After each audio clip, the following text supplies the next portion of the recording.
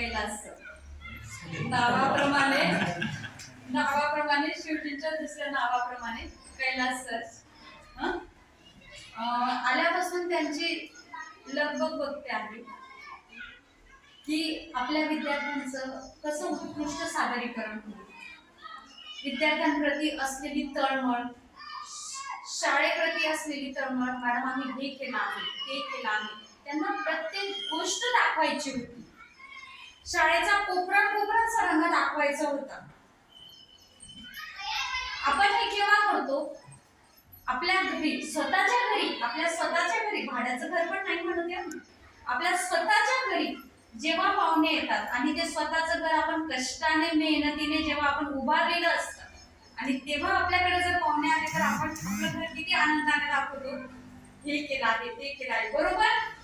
त्या पद्धतीने माझी स्वतःची शाळा आहे, माझी असणं, हा जो काही उद्देश, भावना ही खूप महत्वाची.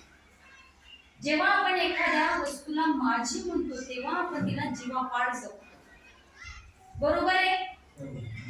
तेच मला जाणवलं तुमच्या कैलास सरांना की माझी शाळा कशी उत्कृष्ट होईल, विद्यार्थ्यांशी पण बोलली, विद्यार्थ्यांमध्ये देखील गुणवत्ता जाणवली, परिपाठ चालू होता. इतकं चुणचुणीतपणे छान पटकन मॅडमने कोणालाही उभं केलं, सुविचार सांगितला, गोष्ट सांगितली. म्हणजे तुमच्या मुलांचा देखील पाहिजे तो गुणवत्तेचा विकास होत आहे. त्याचप्रमाणे त्यांना खंबीर साथ देणाऱ्या, लेकरांवर माया करणाऱ्या ममता मॅडम, त्या देखील सकाळपासून मुलांमध्ये इतक्या छान रमल्या आहेत. खरोखर सर तुमचं मनापासून कौतुक आणि अभिनंदन. आणि शाळा म्हटली म्हणजे ते एक कुटुंब असतं, बरोबर. कुटुंब असतं आणि त्या कुटुंबाचे सदस्य पालक हे महत्वाचे. कुटुंबाचे सदस्य पालक.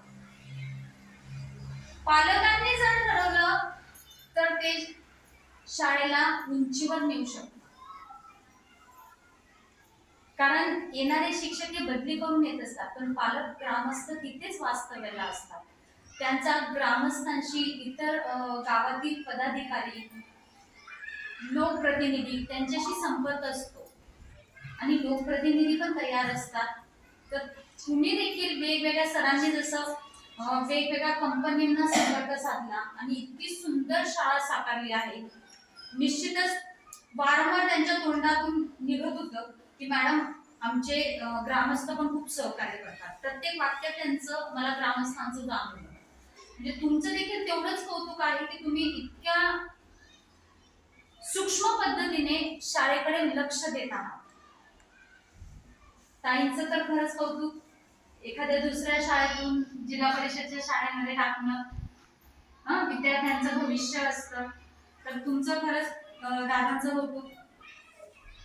आमच्या इनरव्हीलच्या वतीने आम्ही आमच्या परीने जेवढं सहकार्य करता येईल तेवढं करू. शाळेमध्ये मला जे जाणवते की सीसीटीव्ही असले पाहिजे, थोडं विद्यार्थ्यांच्या सुरक्षिततेच्या दृष्टीने सीसीटीव्ही असले पाहिजे. तर मला असं वाटतं मी त्याच्यासाठी प्रयत्नशील असेल. त्याचा प्रयत्न सीसीटीव्ही मिळवण्याचा आपण निश्चित